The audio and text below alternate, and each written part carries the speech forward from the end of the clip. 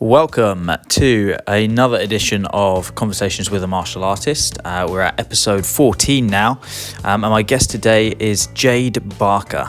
I met Jade a couple of years ago at a Jiu Jitsu camp. She is a former MMA fighter, currently now focusing on grappling. She's competed on some big shows like Polaris, and hopefully many more to come. Really interesting character, really diverse background, comes from a traditional martial arts background, moved on to combat sports, which is fantastic. We had a really good conversation down at her gym, Gym 01 in Portsmouth. Fantastic facility, well worth checking out if anyone's interested. I will warn you though, we were filming in a live gym. There are a few bits that there's some background noise.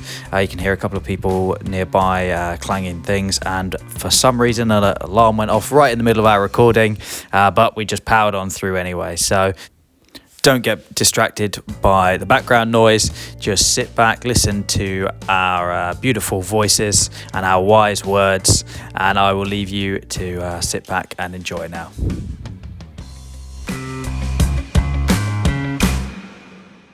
Well, thanks again for agreeing to sit down. I appreciate that, and let me come down here.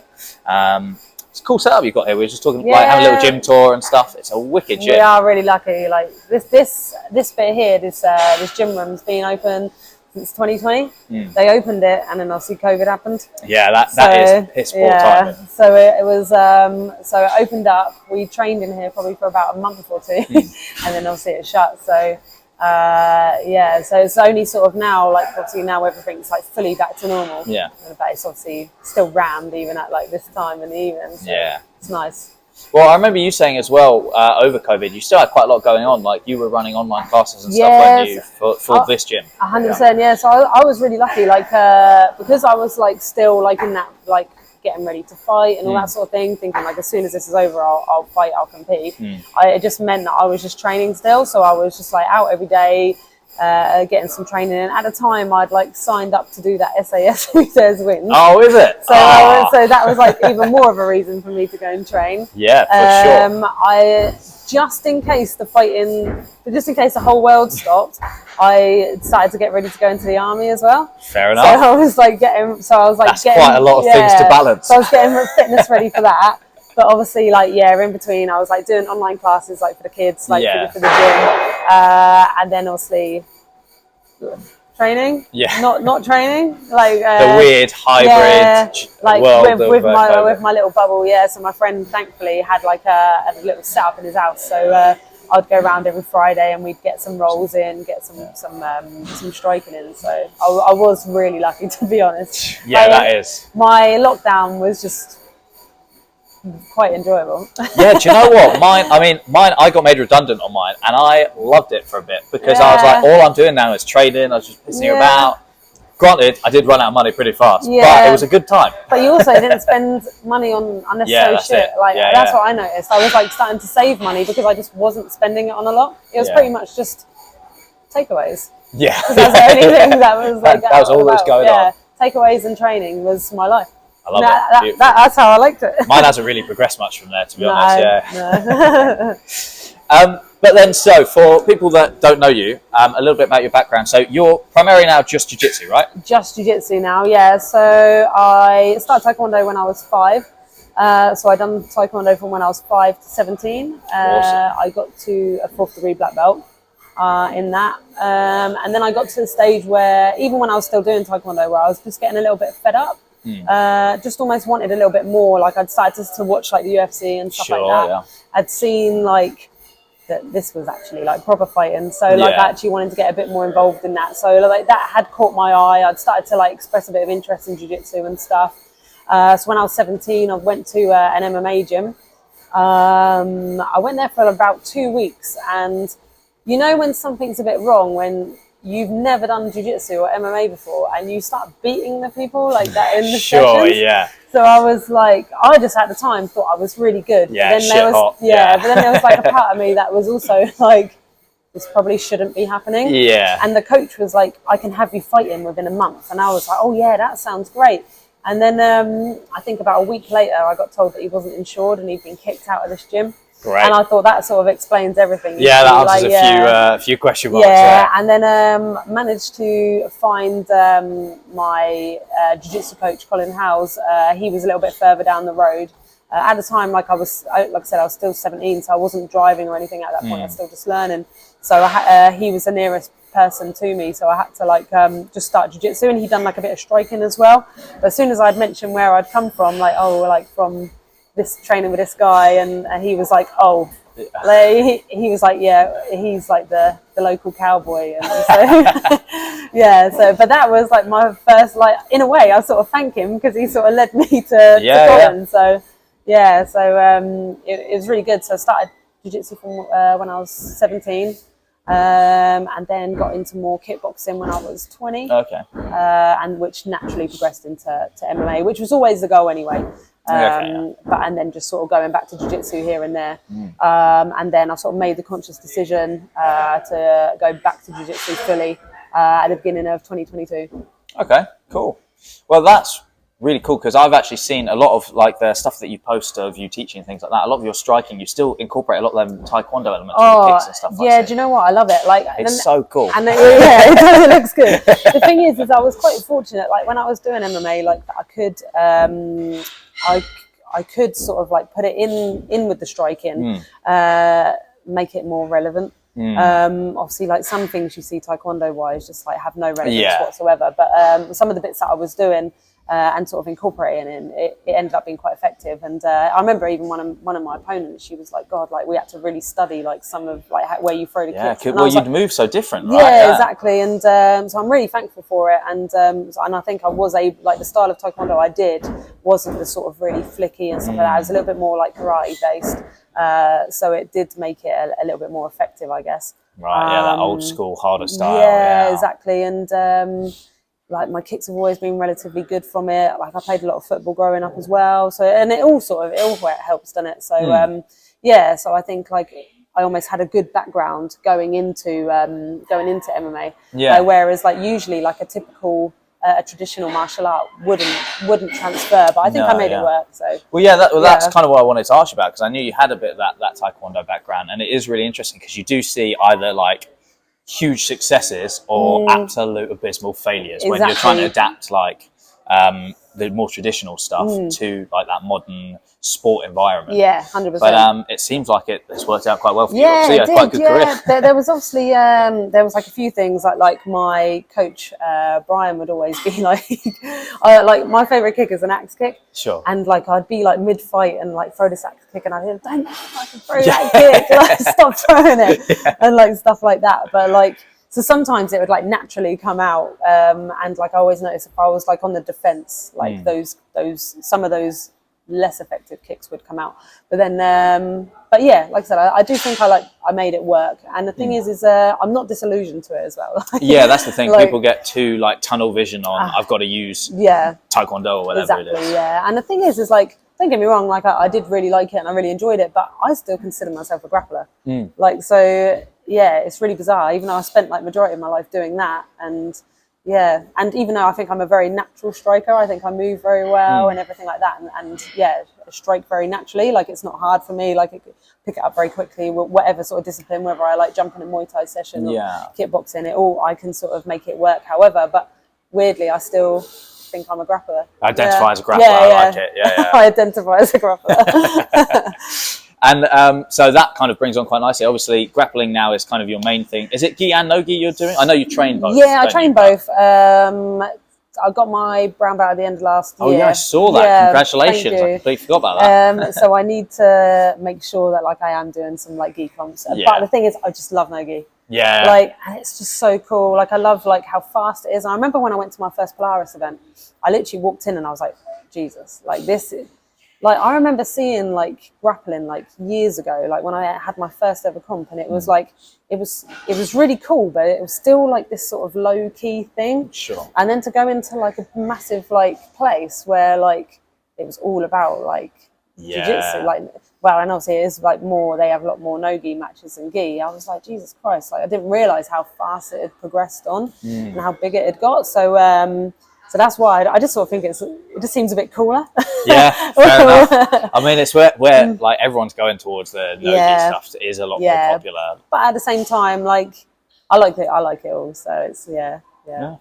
And you had a Polaris match recently. Again, we're gonna get you back on there. ASAP. Yeah. Like it's definitely like in like my list of goals for this year. So it was such a good experience, and it's like it looks cool. Yeah. Oh, it's unbelievable. Like I said, when I went into that, like went in and watched it at that time, and I was like, oh my god! Like instantly, I was like, I want to get on here. Well, it's so professional as well. That's the thing. Like a lot of them are so just a bit good. like, turn up, have a roll. Like, it was like something that I'd never like seen before, and obviously like being on like MMA shows and stuff like that, and like I've like headlined events, co-headlined and stuff, and so. And obviously, like, my dream was always to be in the UFC and stuff like that. And obviously, I didn't get there. And, like, even, like, Cage Warriors, I would have loved to have got on Cage Warriors. But I didn't get a chance to get there. So when I walked into, like, that Polaris event and was like, oh, I'd love to fight on this. And then I, like, done that. You've done it, I was like, oh, my God. Like, you know when you're like, oh, this is, like, dream made. Well, so, I mean, I remember when we first met and we were first talking about it in that taxi. Yeah. You were talking about actually, I really want, my goal is to be on Polaris. Exactly, and then like cool, a year later. And then, there you are. Exactly, So it's really cool. And so that is definitely like where I want to be like this year. Awesome. If I can get like 1 or 2 in on that again.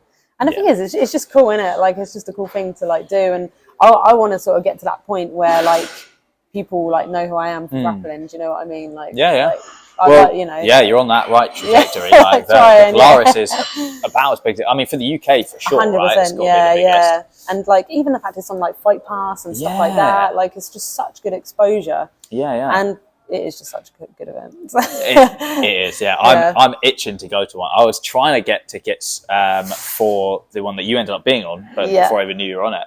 But I just didn't have the time. I can't remember I was doing something or another. It gets sold out so quick as well. Everyone loves it. Like I was going to go to one in Wales, and I was like, oh yeah, I'll just get tickets. And then they were like, oh, you do know they're sold out. Like, oh, guess I'm not.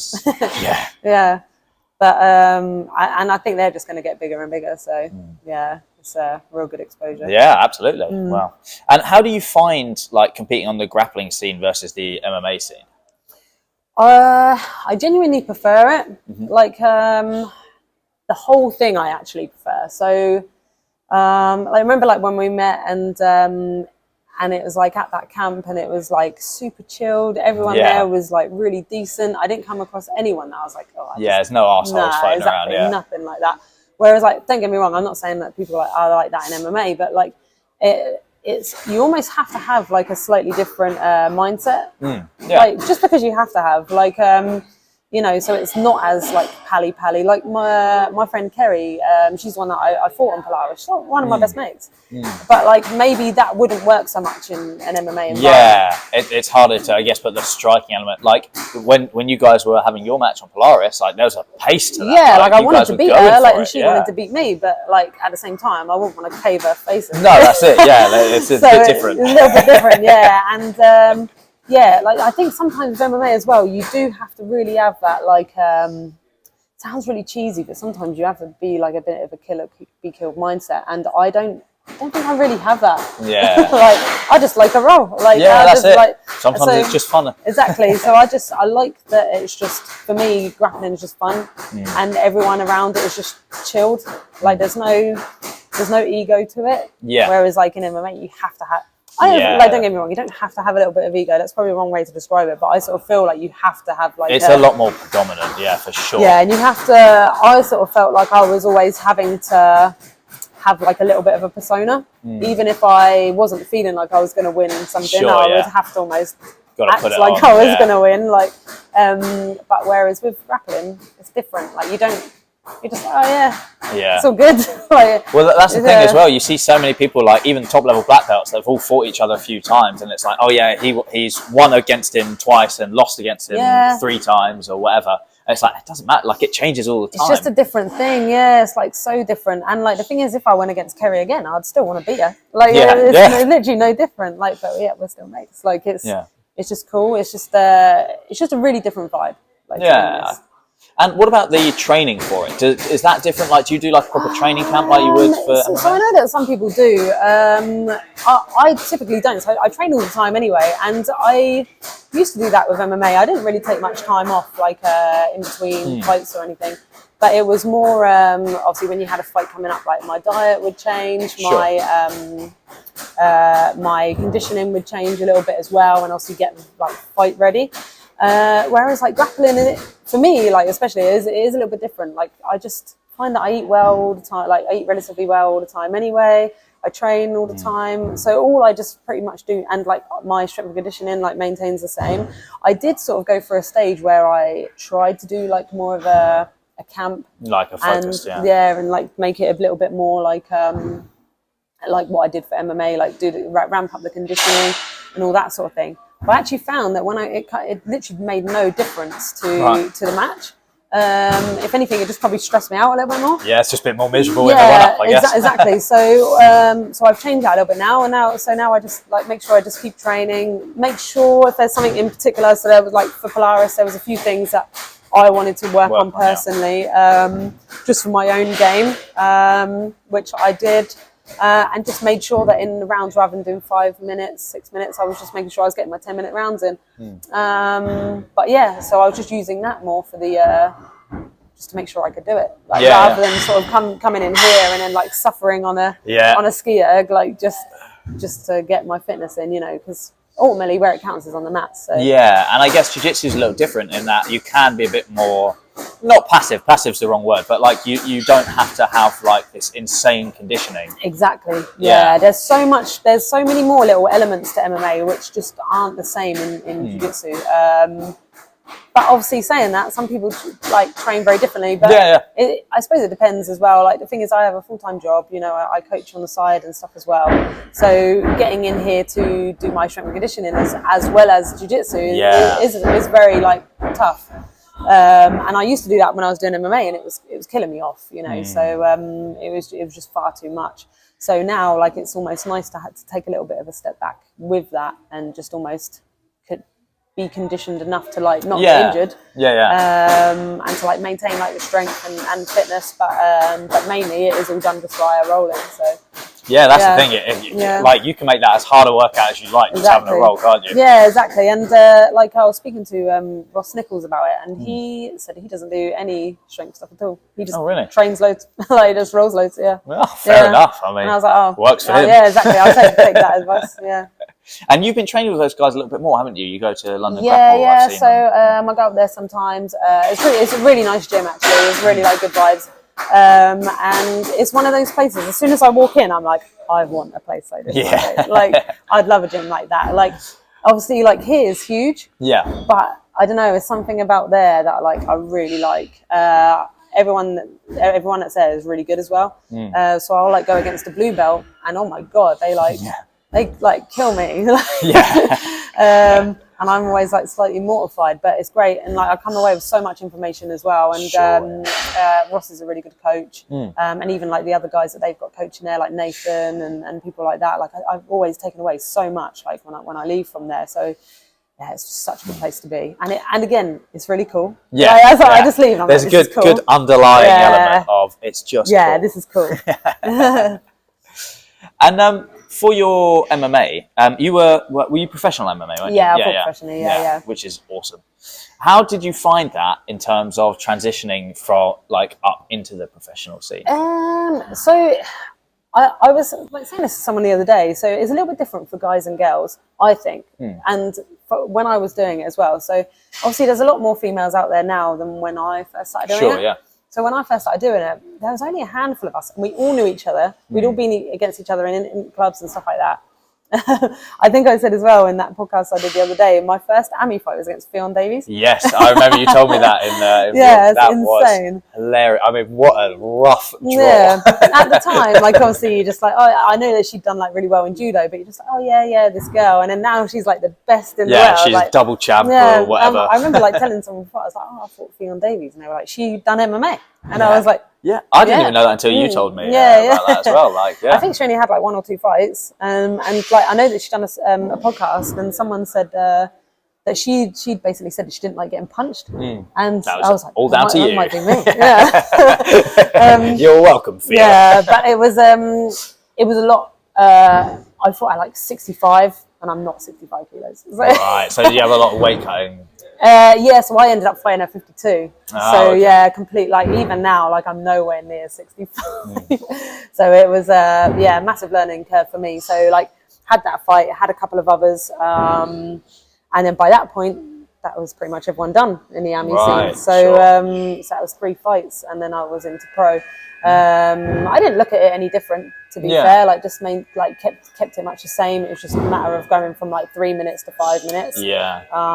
And rule changes, because I know it changes kind of organisation to organisation, but pros they start to incorporate elbows and stuff. Yeah. So it was like elbows. I completely forgot, to be fair. Like, I was like, oh no change. I remember one of my Miami fights, the girl wanted to wear shin pads. Okay. And then last minute she changed her mind, so that was okay. Yeah. But yeah, so it was just literally like rule changes and just making sure that I could last the 5 minutes for 3 rounds.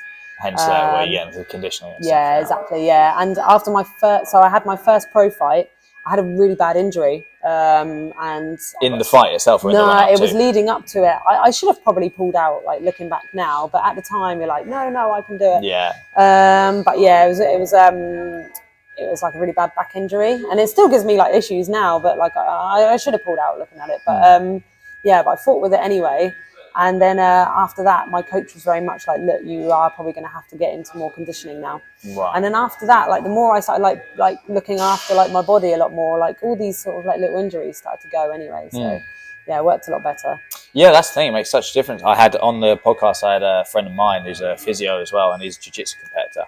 And he's saying exactly the same thing. Like it makes such a difference. Just doing a little bit of like the relevant strength work and like focused for whatever you're trying to do. Like your shoulders are getting Kimura'd all the time and stuff. Like strengthen them up a bit. Yeah, that's again same for MMA, I guess. 100%. And it was like it was one of those things. Like I started to notice the difference like very quickly, and like the more I was getting like just like regular like appointments with osteopaths and like sports therapists, like it really helped. It was just sort of like realizing that like at this level I can't just be like can't just wing it. Yeah, exactly. Like you do have to do the bits that professional people do. So, and plus when you're training a lot anyway, and at the time I didn't have a full-time job, so I was able to train like most of the day, stuff like that, get a couple of training sessions in a day. So I did have to make sure that I was looking after myself and that sort of thing. And it did really work. Like near the end of like my MMA career, like you could really see the difference in my body as well. Right. Like it looked great. It doesn't so much now, but like jiu-jitsu body now. Yeah.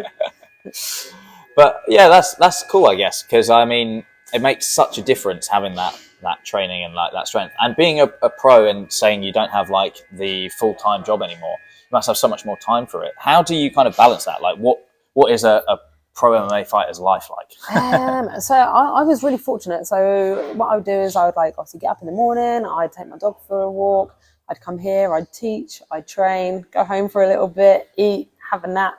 Sounds beautiful. Yeah, come back here, train, and then go home. Like that. So it was like, you know, I took it for granted when I was doing it. Yeah. And then when I obviously had to get a full-time job, it got very difficult. It was like couldn't have the nap in between. Oh god. Couldn't obviously do it twice a day, so I had to just do it back to back here. I was like, but thankfully, thinking about it, that wasn't that far after COVID, so everything had still started to be relatively quiet. And here, everything was still relatively spaced out, just to stop the crossing of people. So I'd like finish work, come and teach. And then I'd have a nice gap to play with before I then went to the MMA session. So I'd be able to get my strength conditioning in then and then do the MMA. But obviously now it's like I just loads of jiu-jitsu now. So good. Yeah. I love it. So I'm not because even like with MMA it's like finishing late, or when you finished you was like beaten up. Yeah, absolutely banged up. Yeah, even like without realizing, like you just might do like a heavy wall work night, and that might be the start of the week, and you've got like a whole week to go. Or even like a Saturday morning, like Saturday last day like of training. And in that session, you just get ruined. Yeah, just blasted. You're like, I'm not going to be better by Monday. Yeah, exactly. And then you just have to do it all again. But I think, to be honest, like I coped relatively well. But I think it was just literally like your body's just on autopilot. And then it was sort of now I realise how much on autopilot it probably was. Yeah. And were you always training here as this yes. Gym 01? So my coach Colin Howells, who I started the jiu-jitsu with, so I initially went to him. That was when I left that dodgy place. Yeah. And that was literally over the road. So literally just at a gym over there. So we just done it in a little room, in a little area, just with some jigsaw mats. And then he told me about this like mega gym that was opening like over here, and it's going to be called Gym 101, he said. And I was like, oh yeah. And he was like, oh yeah, so we'll be moving over there. And he was going to be the head coach of jiu-jitsu. So yeah, we all just moved over here. Cool. And obviously, as soon as I sort of saw the MMA and obviously that was like where I wanted to get to anyway. Yeah. So I was able just to come straight over here with Colin.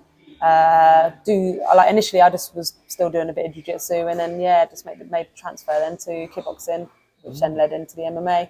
I only pretty much done the kickboxing as extra training. Yeah. And and I ended up having a kickboxing match. And at the time, because there wasn't that many girls, I took the kickboxing match because I was like, this may be my only chance to compete. Sure, yeah. Possibly. Like I didn't really know. It was going to get a bit out of control from there. Yeah, and then obviously when I went into MMA, it was like, oh yeah, there are a few girls. Yeah. So, yeah. But the other kickboxing one, no double world champion that time. No. There was no like underlying like superstar in the making on that one. Yeah. It's a rough run of it to have. Yeah. Like it's funny. Like every time I like see Fiona now, I'm like, oh, I wonder. I don't think she'd even remember me. Oh, I don't know. I feel like you would. No, I don't know. No. You've only had a handful of cage fights. And I think rolling wise. Oh, right, yeah. I hate to be that guy, but I think she's probably got you by now. I think so, yeah. I think she's. I'd get around. Yeah, no question. Fun though, worth a shot. Yeah, worth a try. Yeah. But always remember that you made a retire from MMA. Put that out there. Yeah. I managed to get an overhand in. It was all good. Yeah. Awesome.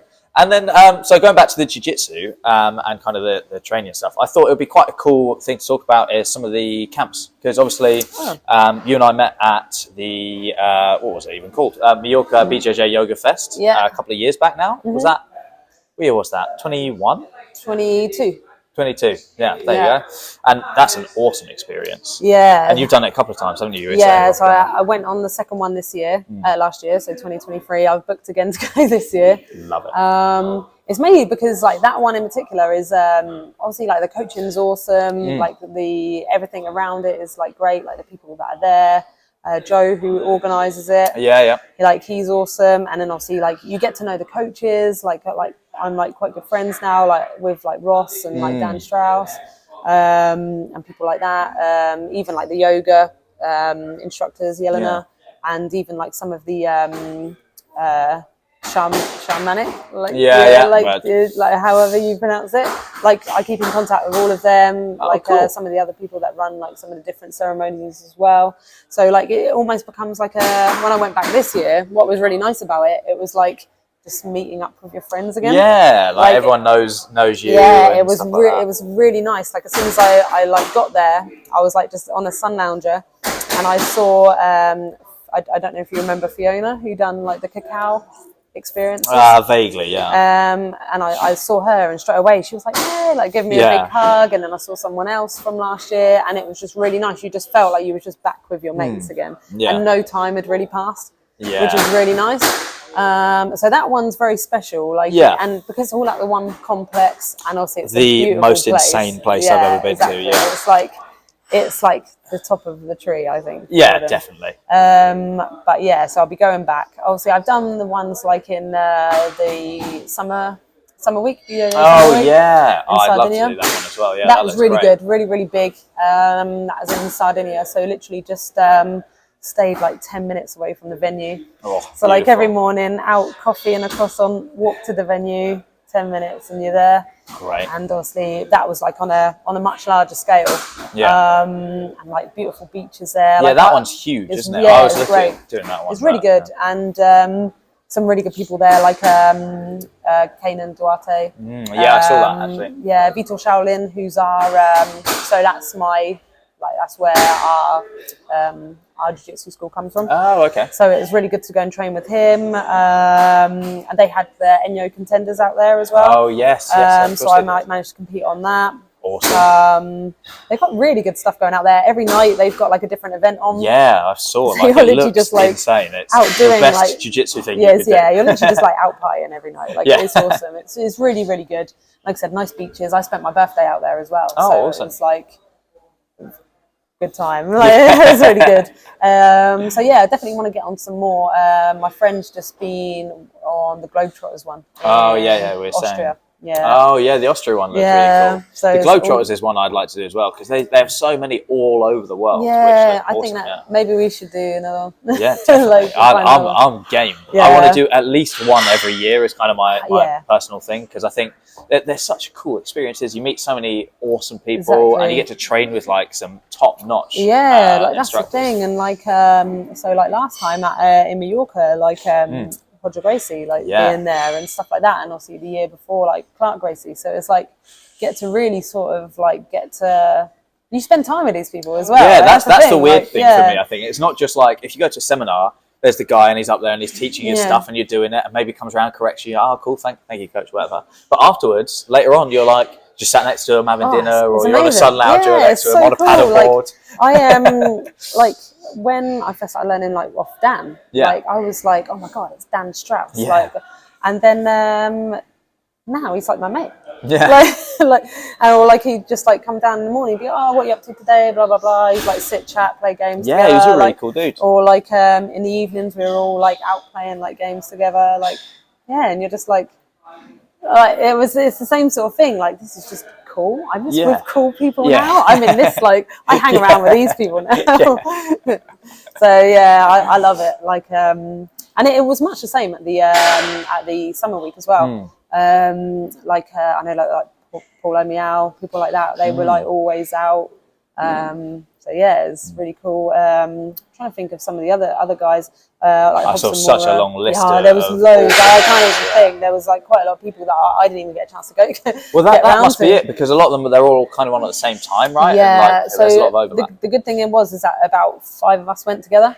Okay, cool. So like there'd be like some which I might go to, and then some like some of the other guys would go to, and then we just like swap videos and stuff. Oh, obviously like Damien Meyer was there. Yeah. And and you're like, oh my god, like one of the like like one of the pioneers, I guess, like of MMA, you could say, like so he was a giant.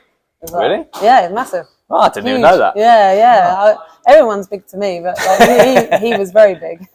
Oh, I don't know why. I never thought. I didn't think of him as like crazy tall. But, no, I think it's because you're like, oh yeah, like it's just on that little screen, isn't he? Yeah, you just like middleweight, welterweight. But so I done a seminar last year with Anderson Silva. Oh yeah, he was massive. He was I've heard big. people say that he's really gangly as well. Isn't he? Yeah, really tall. Like big, like naturally very big. I met Ryan Hall last year. He was sort of like size I'd expect. He was like a normal human size. I like it. Yeah. And what do you think of then like seminar training? Because it kind of splits people, like whether you go to a seminar, there's only so much you can get out of it versus just learning like for an extended period of time. Yeah, I think it's what you want to take away from it, to be fair. Like I done one last year, and it was too much information. Sure. And like my brain like was like, oh my god, like to be honest, I done one thing on Tuesday from the seminar, and I thought, oh, that was from that seminar back in like March last year. Yeah.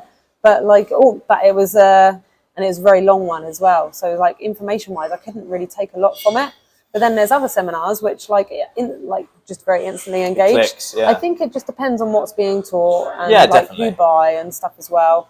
But I think it is just literally what you want to get out of it. Like there was a seminar I done, and I remember like some of my friends were like, "Oh, that was shit," and I was like, "Why?" And I was like, "Well, I expected him to do this." And it was like, yeah, but you take out. He showed us this. Like, do that. Like, so crack on. Yeah. So I think it's just what you.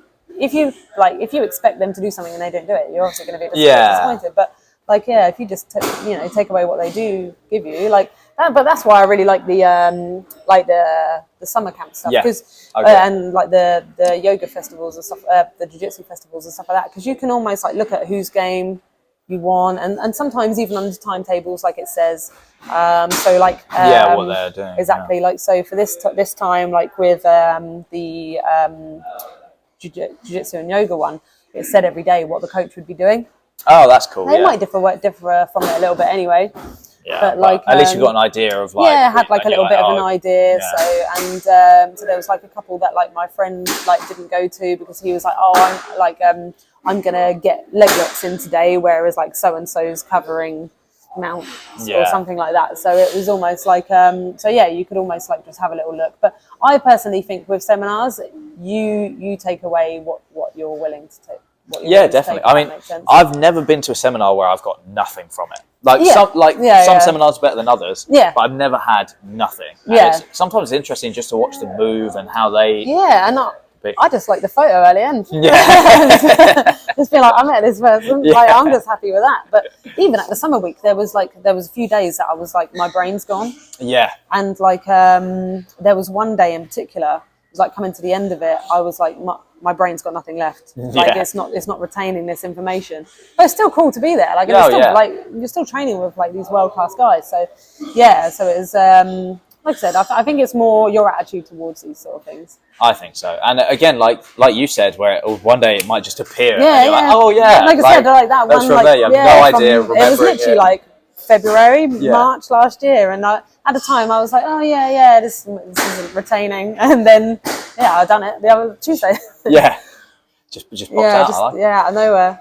I had the same thing where I'd come back, and in fact it was at the Mallorca one, where I was going back and I was like, I finished the seminar. I was like, no one talk to me. I need to run up to the room. I need to scroll stuff down. Yeah. They had one of them notes by the phone for like taking phone messages. Yeah, of course, yeah. I scrolled through pages and pages of their incoherent notes. Like I read them back later and I was like, what is this? Yeah. Do you know what? I recorded one of Ross's seminars on the second to last day. And my coach here like said to me the other day, he was like, oh, do you mind like taking a class? And that was like the one thing that like I hadn't been able to sort of like practice since I've been back. Sure. So I was like, oh, so I like ran through that. I was able to teach it in the class. I was able to practice it again and like go through it all. And it was nice because where I was showing it, I was able to like figure it out and be like, so you do this, blah, blah, blah. So yeah, it worked out really well because I was able to sort of like have a watch of it back, like have a think real good about look. It properly. Yeah, exactly. Yeah, and almost like break it down because I was then having to show it. So, well, I suppose at your level as well, shiny new brown belt. There's probably a lot more details that you'll pick up on these things than like I would as a blue belt or whatever. Do you know what? I don't even think it's that. For me, I just think it's from years of coaching. Okay. And I sort of noticed like myself, like I'm just quite. I think I just pick up on like little things that like may or may not work. And where I've done like a variety of different like martial arts as well, I think like I can almost say like here this will probably happen. So like yesterday I was like when I was training I was like really emphasizing on the fact that like in jiu-jitsu, I don't know what it's like if you guys do it at your gym, but like especially in the gi, we don't really focus on loads of like scrambling. Right, yeah. No gi, obviously a lot more, but like in like gi, especially like me, I always find that I'm very like I just very much surrender straight onto my back, and I'm like, oh, I can play spider guard, and it's like, why am I not scrambling to get onto a top position? So I sort of was like, so I'll sort of look at it a little bit more like that and be like, so this is what I want us to work on today, because I noticed that we don't really tend to do this in the gi. Like, so just like little things like that. So I think I'm just more like, I think I just analyse the sport as a whole. Yeah, well, but I think it is from just from other like sports and stuff. Like when I was doing MMA, like at no point did we like I used to go mad if we ever just like went onto our back. Yeah. What are you doing getting onto your back? You should be scrambling to get onto your feet. So like now that's how I always approach things. Like so if I was like teaching the kids like some grappling and they were just like rolled over, I'd be like, what are you doing? Like you should be trying to get on top, trying to get on. So like little things like that, I just sort of fit. But I do just think it's just from experience, just from going from different sports, really, different martial arts. And I was actually going to say to you then, has your like MMA grappling bled over to your jiu-jitsu very much? Like, is it a similar style, or do you think you've changed a lot? I mean, obviously it's been a little while now, but it's hard. So when I went back to jiu-jitsu, and vice versa. So when I've had it the other way around, so there's been times when I've like, say if been a little bit injured from MMA, so I've been like, okay, I'm going to concentrate on my grappling for a few weeks. So I haven't got much grappling in, so I'm going to do that. And I always find like whenever I'm back doing jiu-jitsu, my jiu-jitsu gets really sharp. And then I would sort of go back to MMA and be like, because I've been doing jiu-jitsu, like I'm going to be really good. But it would transfer like well, but only to an extent. Right, because it's a different sport. It's its own thing, yeah. Yeah, and so like I might be able to like hit a sub like when I got there. But trying to get there when you've got like ground and pound in and all that sort of thing, it is a different story. And when you're almost working on controlling rather than anything else. And then the same when I was going like the other way round as well. So like when I was like going then to jiu-jitsu from MMA, I was like, I'm really good in these positional places and like slowing people down and all this, blah, blah, blah. But again, like, it's different. Yeah. So it's the same as like what I used to do with Taekwondo, I guess. You just have to almost take what adapt it a bit from. Wow. Yeah, there's still a lot of stuff that I do from MMA that really works. And even like people now are always like, how do you do that? And it's like, because when I did MMA, I used to do it like this. So it'd be like that. But I sort of noticed I rolled with Chanel Dyer. Name rings a bell. She's just signed with the PFL. Yes, I do know who. She fought Julia Scardone on Polaris, but I rolled with her actually, and instantly, like, I noticed that her positions were better.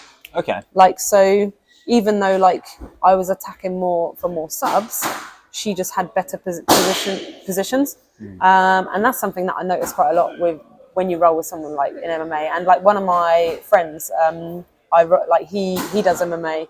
And he's like me, just sort of like initially was just sort of like coming back to jiu-jitsu, and I rolled with him not that long ago, and it was exactly the same. Like I was like attacking for more subs, but in general his positions were just a lot better than mine. So it is just different, I guess. I suppose you just got to make it work for what you're doing. Yeah, because I find as well when you can normally tell the difference when you roll with people like. The MMA dudes will be a lot tighter and like where you're like punch proofing. I know it's a bit of a crazy trigger word, but the punch proofing position thing I find changes it a little bit. Yeah, definitely. And like the role in general is slightly different, I think. A bit more high paced. Yeah, and I do think those positions are a little bit different. Like they are like securing like hips down low, so then you can't escape, so then they can hit the ground and pound. Which then, like, as you as a grappler, like, what is this? Like, so when I rolled with Chanel, that was something I had to bear in mind. Like, initially, I was like a little bit disappointed, and I was like, well, no, because she's actually rolling very specific to what she is doing. Yeah, what she's focused on. So I was like, it's a little bit different. Yeah, that's fair enough. Like, I've always been interested by how it changes because there are so many like sub styles. Same with like boxing and stuff, I guess. Yeah. Like you've got all these different styles of grapplers, and I guess that's where it gets interesting. Yeah, to definitely. how the matchups work. Yeah, and the thing is like it's always interesting as well. Like because obviously you do get like I'm trying to think, who was it? Was it Chris Weidman went against Owen Livesey? Yes, it was. Yeah. And like Owen's obviously like a really high level grappler. Yeah. But like Chris Weidman's obviously he's a high level grappler, but he's also like a high level MMA fighter. But you could tell like the difference. Definitely. Like it was a grappling match, and Owen obviously won. But yeah, you could really sort of see. Well, he was absolutely tanked by the end of it, wasn't he? Like, even he said he was just surprised by it. Yeah, but you could like see like the difference in like because it was a pure grappling match, I guess, and how Owen took the win with that. Yeah. Yeah, it is interesting. I mean, do you incorporate much wrestling then into your thing? Because obviously wrestling's a bit more predominant for MMA. I have noticed like my wrestling was okay when I could strike too. Now I can't. Yeah. It's suddenly become like non-existent. I just sort of wait for them to make a bit of a mistake. Getting ready for that match on Polaris, I was going up to train with Bryony Terrell, she's a really good wrestler. Okay. She's only up the road. Fought her in MMA, but she actually does like proper wrestling. Okay. So she wrestles with Kane Charig. So I was like going up to visit her, and it did make me a lot more confident with it. Sure. But she was showing me like almost like little trigger points, you know, the pulling, the pushing to like expose a leg, which means you can shoot and so on and so on. Whereas like with MMA, it'd be like, oh, I'd just throw a shot and then I'd go into it or drive someone against a fence, and it was a lot different. I thought it was easier. But, and now I have to really work for a takedown. So it's a lot different. I've heard people say that in the past about the MMA thing. Like everything, it means you can have worse of everything with the MMA because you know you can get away with sloppy striking that if you're in just like a kickboxing match you might not get away with. And same with your wrestling, you can get away with it because of the threat of the other. Exactly. But it is different as well when you train with like a proper wrestler as well. Like it's we've got a guy that started coaching in our gym fairly recently, and he's a pure wrestler. That's all he's ever done, and he does like Greco-Roman wrestling primarily. Different thing. When he grabs a hold of you, it's a different feeling to anything I've ever experienced. They're just so strong. Oh, like, mate, it's ridiculous. Like their hands, like their grip strings are so strong. Everything. Like honestly, horrible. you can't move them. Like, and even their light is really hard. Yeah, light is not light. It's a different meaning. It's I think. Disgusting. Yeah. But like, we had a guy who used to coach like the wrestling here, and every time I do the sessions, oh my god, like my back was just ruined. Oh yeah. Like I swear, you've just got to be like, it's got to be like a different conditioning to that. Yeah, like, you've got to be made of iron. Yeah, it's so different, and like now, like my body just can't withstand it. Like I'm happy just going to train with Brian. Well, the thing is as well, like especially with MMA, you get some really high level wrestlers where all they'll do is like come out and grapple. Like especially, I guess for you, for pro MMA, you're more likely to come across things like that with a higher caliber. I fought a lot of strikers really. So yeah, it was. But the thing is like what I think as well, like with MMA in the UK now, especially, I think we're getting good at everything. Like, whereas it used to be like, do you remember like back in the day, people would be like, oh, the British fighters can't wrestle. Like, we can. Like, we've got good Jiu Jitsu now, we've got good wrestling, even though it might not be like a high school. Yeah, just because we don't have that culture from day dot. Like, look at someone like Leon Edwards. He, like, with him against like Usman, like, if that was the case, like Usman should have just smashed him wrestling. Yeah, if it was just about wrestling. So we are getting better and a lot more well-rounded for sure. Well, I guess that's just a side effect of like the information age, right? Like everything's bleeding over. People are traveling, more people are moving to different places and things like that. And like it eventually comes through. Yeah, and even people coming over here to coach and stuff like that as well, or someone that's been away for ages and then decides they're going to set up shop here and all sorts. Yeah, and it just kind of drips down, I guess, from the top, because especially like when you would have started as a white belt or whatever, you might not have had the same caliber of people there, but all the time you've been growing up to brown belt, your black belt coach at that time will still have been going. Exactly. You know? Like, and that knowledge eventually gets definitely, and I think that's like the same, like the whole like evolution of MMA. Like I said, like when I initially started, there was only a handful of us there, and we've all fought each other. Like all of us have fought each other, and then now there's like loads of women out there. So so it's a lot bigger pond now. And especially for jiu-jitsu as well, there's a big push for women's jiu-jitsu.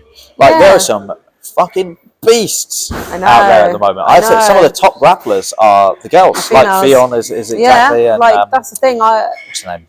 Elizabeth Clay. Recently, she was smashing it. And I can't remember the girl that trains with Danaher. She only like 16.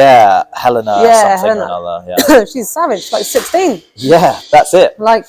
And I like it that it's like when I was like growing up, it was very much like, oh, like that's like a martial arts or whatever, boxing, I don't know, like it's a boys' sport. Sure. Whereas like now it's like it's not really. No, yeah. Like it's even like MMA, like it's a boys' sport, like, but it's not now. Like jiu-jitsu's not. No, jiu-jitsu is really good for it. I think more so than other arts. You know? Because I mean, it can be quite daunting, I guess, as a woman. There's only so far I can speak to it, but it must be quite daunting to go into that. But so many places now are really good at like women's only mats and stuff like that. And then some of them come up like some of the best people in our gym are the girls. There's one girl that she's moved to a different gym now. But every time I rolled with her, like she was a great roll. She was fucking beast. Yeah. Like I thought I was going to break my arm every time, and she'd always do the same thing. That's what I did to you. Yeah, you and your fucking guillotine. Yeah, I'll be like, oh, I got a really good guillotine. You're like, oh, I see. But like, yeah, that's what. Like, it's nice. Like, and like you said, like open mats, even like, and even like what Enyo were doing, like with the female only event, and like obviously Polaris done the female Grand Prix and stuff like that, and they've introduced more weight classes and things for women as well recently. Like it's definitely there's a big push for women's grappling. Which it's cool. It's like it's really good, and same with like the men's grappling. It's moving very fast as well, which is really good to see. Yeah, I mean you look at it over the past couple of years, and it's like boomed. Like just in general, you can't speak to anyone that doesn't know someone that does jiu-jitsu. Yeah, that's the thing. It's had such a huge impact. Yeah, it's like the karate in the 80s. Yeah, it's literally that. Like, I wonder if it will like die out. Yeah, because this is the big conversation I have about like the watering down of systems, right? Yeah, I'm sure you probably heard that. Because like you know, like MMA. Like I remember at one point, like when Conor McGregor like come on the scene, everyone knew about MMA. Everyone knew what MMA was. Like. This might be like my algorithm or something, but like my Instagram feed used to just be MMA. This might just be depending on what I watch now. I don't know, but now it's just all jiu-jitsu with the odd MMA. Yeah. Like. Yeah, I mean, there's so many big things. I mean, you're right. It probably does have something to do it's with probably just my algorithm. Well. But like, there are so many big things. Like even really good viral jiu-jitsu clips you see going around. Like, granted, they're normally really gory submissions where anyone that knows what you're doing goes, someone's legs bent someone's the wrong knee way. popping.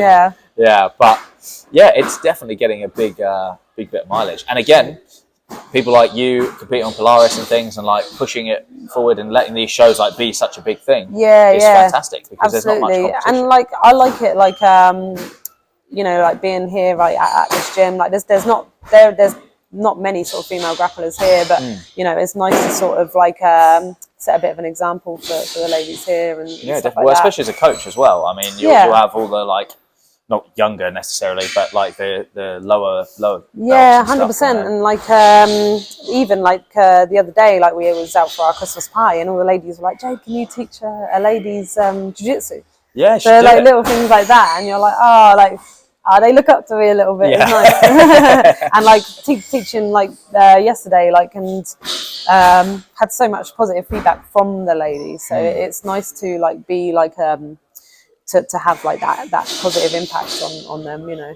Yeah, definitely. Because I mean, you speak to loads of girls, and so, like some of them are just really want to get stuck in, but a lot of them will be a bit nervous about it, and especially when you don't know so much. Like, I don't really, as a practitioner, I don't see the appeal of going and rolling with a bunch of big sweaty dudes. Like, I wouldn't want to do that as a woman. I can see that being. I can understand that. Being uncomfortable, and then obviously when you get into it, it's literally never fazed me. Like I think just because I've done it for so long and like since I was a kid and stuff, but like when people like mention it and they're like, "Oh, so you have to roll with men," and I'm like, "Oh yeah," like and they're like, "Oh, I don't think I'd like that." And it's some like, places can be funny about that. Can't they? And some people like don't like it. But I can understand why, but well. I empathise with them, but I can't. I don't. I don't feel it. Yeah, I don't notice it, but yeah. Fair enough. Well, I guess, how are we for time? Probably doing all right. Is there anything, I mean, where's the best place for people to find you? So definitely my Instagram, so it's Jade_Barker01. Cool.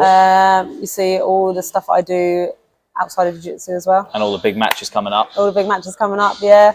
So really, I'm just always out and about. So I'm always just like doing stuff. Yeah, I remember you were talking about, I've seen you do a lot of like hikes and stuff. Yeah, I just like being busy. So like, if I'm not doing jiu-jitsu, I'm just doing something like paddleboarding or just being out with my dog. Like or just like out in my tent box. I'm just always doing stuff. I saw you got that. I love my tent box. It's cool, yeah. I'd seen them advertised for a while and I was like, that looks like fun. It's a bit of me, but I'm like, I don't know. It's one of those things that's like, is it a bit gimmicky? Are they all right? It's cool. I really like it, yeah. We won't send this to them. No, so sometimes after training, I'll just go down the beach and just get out. Oh, that's cool. Just sit by the beach. I guess, yeah, you're so close to the it's very sea nice. here, yeah. If I like feel like it, I'll just have like a little dip in the sea, and then get in 10 bucks. So yeah, it's very nice. I wouldn't brave that now. Are you quite into your like cold water therapy? I actually plan to do one tomorrow morning. So you do? Yeah.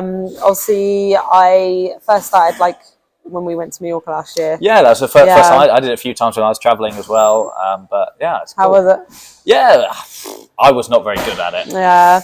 But I liked it. I could feel the difference pretty fast doing the proper ice baths. 100%. And then I went to a few dodgy ones in Thailand. Doing the breathing and stuff too. Yeah, that's as interesting. Well. Like, so this time I think I'd done a salsa lesson. Oh, okay. And then but it was a little bit colder in Mallorca this year. So last year. So I done a salsa lesson. And I wanted to get a nice bath in, so I was like, got one of the instructors to quickly like just time me, and he was like, "You took it like a champ." But I just like done the breathing from like the last year and just like remembered it. And like because I have like done like I don't do it as much like at the moment, just because I am being a bit of a pussy. But my plan is to do it this weekend. But, but it is like super beneficial, and I just think it makes you feel good, makes you feel a little bit alive, doesn't it? Yeah, it's good. It's good fun. It's awful when you're doing it. Yeah. But afterwards, I'm like, actually, I'm like... a bit buzzing. I could get into it, but I need more time. But the problem is, I'm also a bit of a pussy. And I'm like, I live in the UK, man. I don't want to get... It's like, I could do it. Yeah. But I could also do something else. Yeah, exactly. I could be comfortable. And warm. Yeah. Or sometimes, do you know what? I've done it before. I've like gone for a dip in the morning, then trained, and I almost haven't been able to get warm all day. They do say that, like, where if you go too long, like, it'll fuck you up a little bit. Yeah, so that's why, or it's like made me a little bit too tired for the day. So I sort of had to really sort of look at when I'd done it and stuff like that. And after training's nice. The last time, actually, I done it not that long ago, actually, and the water hadn't got cold enough here yet. So it was almost like I just may as well have gone in the shower at home. Yeah. Like it just wasn't quite cold enough, so it didn't really have the same effect. Yeah, you're just like, so a bit pointless. Awesome. Well, I appreciate your time. No, thank you, Tom. Yeah, I really appreciate it. Having me down here. I'm glad that you like the gym as well. Oh, it's a sick gym. Anyone that is coming down to Portsmouth should definitely for sure. And you've got loads of different classes as well, don't you? Oh yeah, so classes from like 7 a.m. till I think the last class finishes usually about 9 p.m. So and then obviously we've got the 24-hour gym as well. Yeah, so, the 24-hour thing's awesome. Yeah, so we're very lucky. Even over Christmas, this was still open 24 hours. So we are incredibly lucky. And it's such a big facility as well. So yeah, it's huge. I was really like surprised. Like I'd seen it on some of your posts and stuff in the past. It looks really cool. You can never get bored. No way. Yeah, when it like if ever like I've been through like a breakup or whatever, you just see me in here all day. Smashing something. Yeah, I'm just here all the time. Yeah, this is just like my go-to place. Yeah, it's open all day and night. So yeah, I'm with you. I'd be here if I was closer. Yeah, it's awesome. I love it. Yeah. All right. Thank you very much. Thank you, Phil. Thank you for listening. I really hope you enjoyed that. I certainly did. Again, apologies for some of the background noise, but hopefully you muddled on through. Really interesting stuff. Please make sure to check out Jade and Jim01. I'll put all of the links to the social media bits in the descriptions, but do definitely check them out. Show Jade some support as well on Instagram, and let's get her booked on for some more grappling shows. Until the next time, don't forget to follow the podcast and share it around with your friends and other martial artists, and I will see you on the next one.